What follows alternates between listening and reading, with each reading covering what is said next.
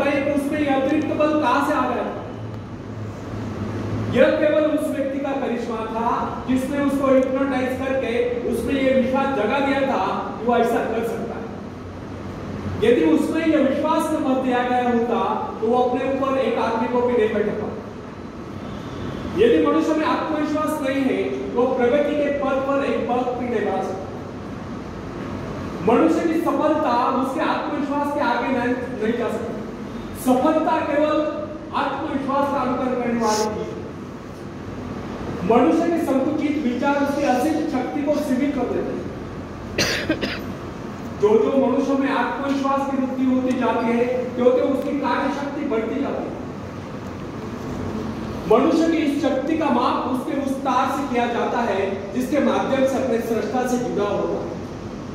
यदि उसने अपने आत्मविश्वास का यह तार छोटा कर लिया तो उसमें शक्ति भी थोड़े समय के लिए आएगी। फ्रेंड्स, अब्राहम लिंकन के विषय में कोई किसी प्रकार का अनुमान नहीं लगा सकता। वो दिखने में बहुत ही सामान्य सा व्यक्ति थे, किंतु जो ही अमेरिका में पहले पल उत्तर दिशा से गृह युद्ध की सनसनाहट आरंभ हुई और राष्ट्रपति पद के निर्वाचन का समय निकट आता गया, अचानक लिंकन के मन में भाव उठा, क्यों न वो इस बार अपने सारे राष्ट्र का भार अपने कंधों पर ले। बस फिर क्या था, विचार आते ही उसने निश्चय किया, उसका आत्मविश्वास जागा और राष्ट्रपति पद के निर्वाचन के लिए प्रत्याशी बना। उसने उन लोगों से कहा जो किसी उपयुक्त व्यक्ति की तलाश कर रहे थे, आप मेरे नाम का समर्थन क्यों नहीं करते?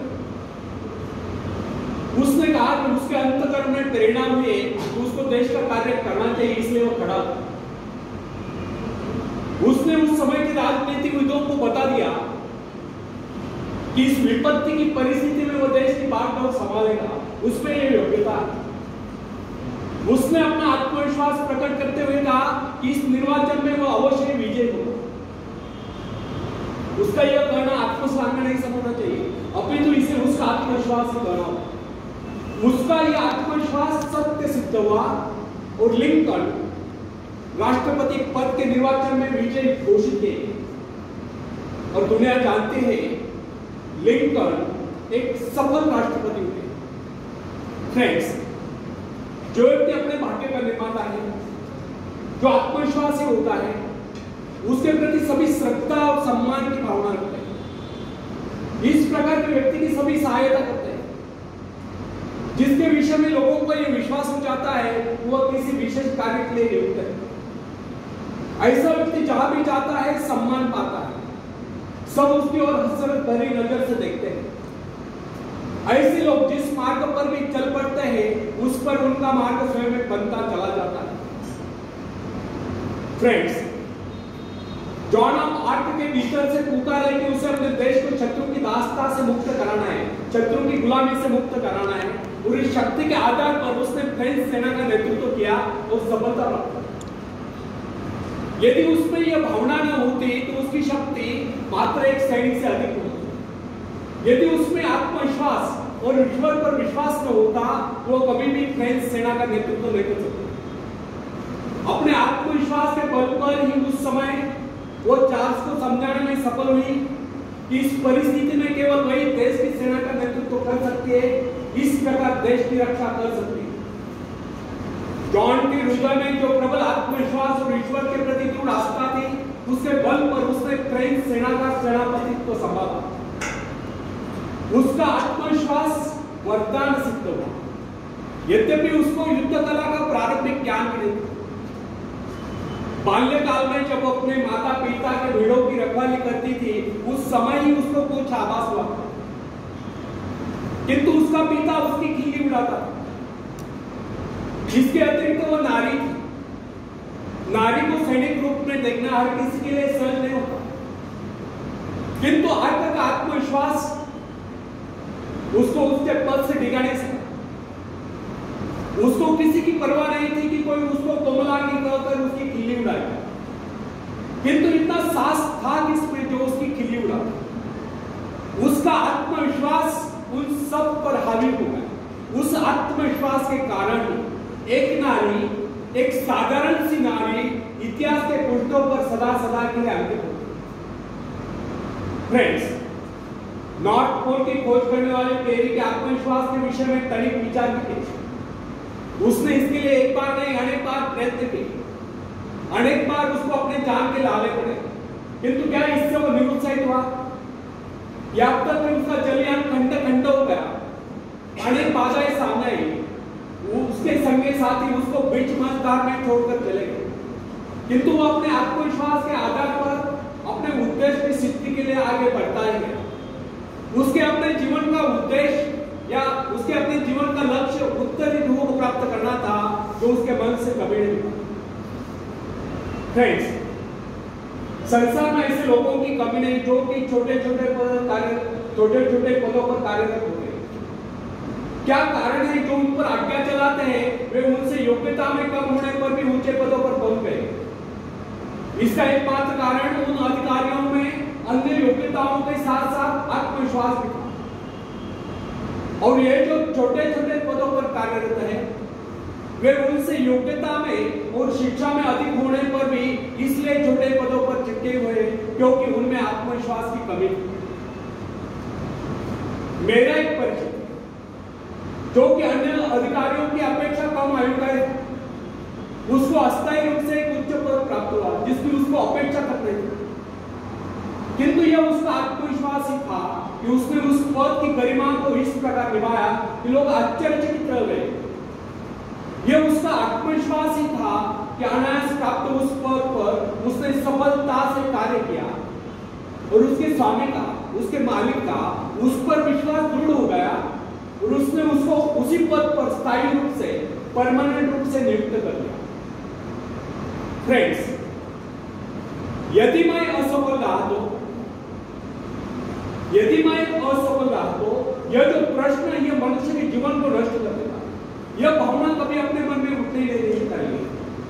असफल रहा तो क्या हुआ, फिर कभी सफलता मिल जाएगी, किंतु आरंभ से यह सोचकर हताश हो जाना उस परमात्मा के प्रति अविश्वास है जिसने आपको उस कार्य की प्रेरणा दी। जब मनुष्य अपने आत्मविश्वास पर संदेह करने लगता है तो निश्चय जानिए यदि वह सफल भी होता हो तो भी सफल नहीं होगा, और यदि उसमें आत्मविश्वास है तो फिर वह कभी असफल हो ही नहीं सकता। अपने आत्मविश्वास के दम पर वह कोई रास्ता निकाल लेगा जो उसको सफलता के शिखर पर पहुंचा देगा। फ्रेंड्स, अपना मूल्यांकन आप करें। लोग आपके विषय में क्या कहते हैं यह महत्वपूर्ण नहीं है। महत्वपूर्ण यह है कि आप अपने विषय में क्या सोचते हैं। यदि आप में आत्मविश्वास नहीं है तो फिर लोग कुछ भी कहे, आप सफलता के निकट नहीं पहुंच सकते। और अगर यदि आप में आत्मविश्वास है तो फिर लोग कुछ भी कहे, आपको सफल होने से कोई रोक नहीं सकता। बेंजामिन डिज़ायरी जो कि एक साधारण सा व्यक्ति था, इंग्लैंड का प्रधानमंत्री बनने में सफल हो गया। उसमें क्या विशेषता था? यह था उसका आत्मविश्वास, उसके मन में जो था। यही कारण था कि महारानी विक्टोरिया भी उसे अपने व्यक्तिगत मित्र जैसा सम्मान देती। कर्नल रूजवेल्ट में क्या विशेषता थी? केवल यही कि उसको थियोडोर रूजवेल्ट पर आगाध विश्वास था, अर्थात उसमें आत्मविश्वास टूट कर भरा हुआ।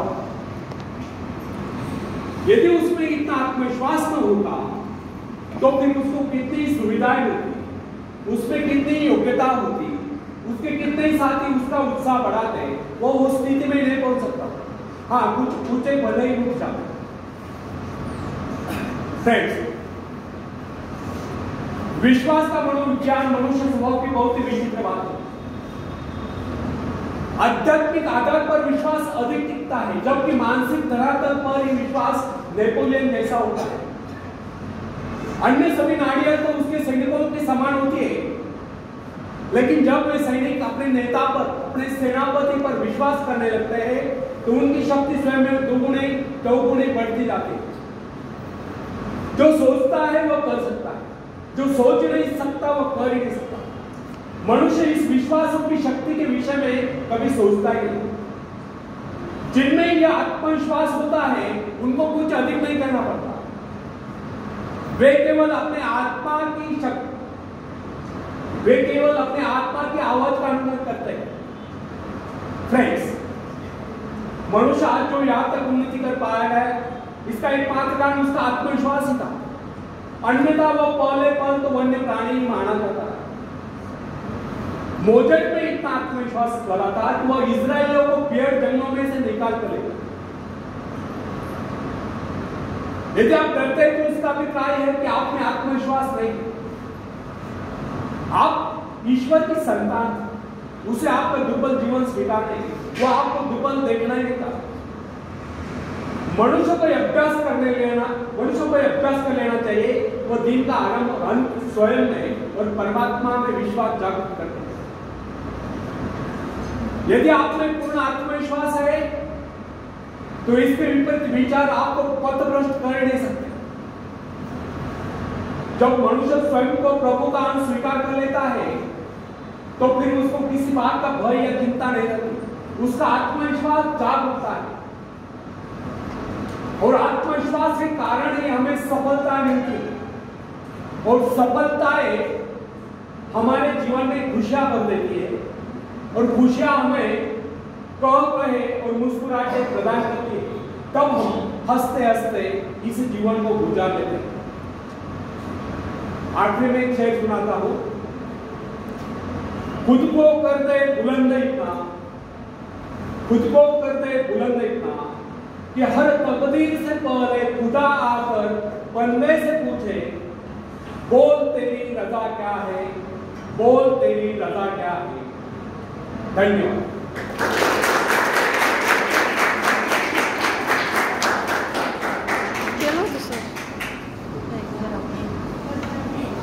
तुम्हाला कुठं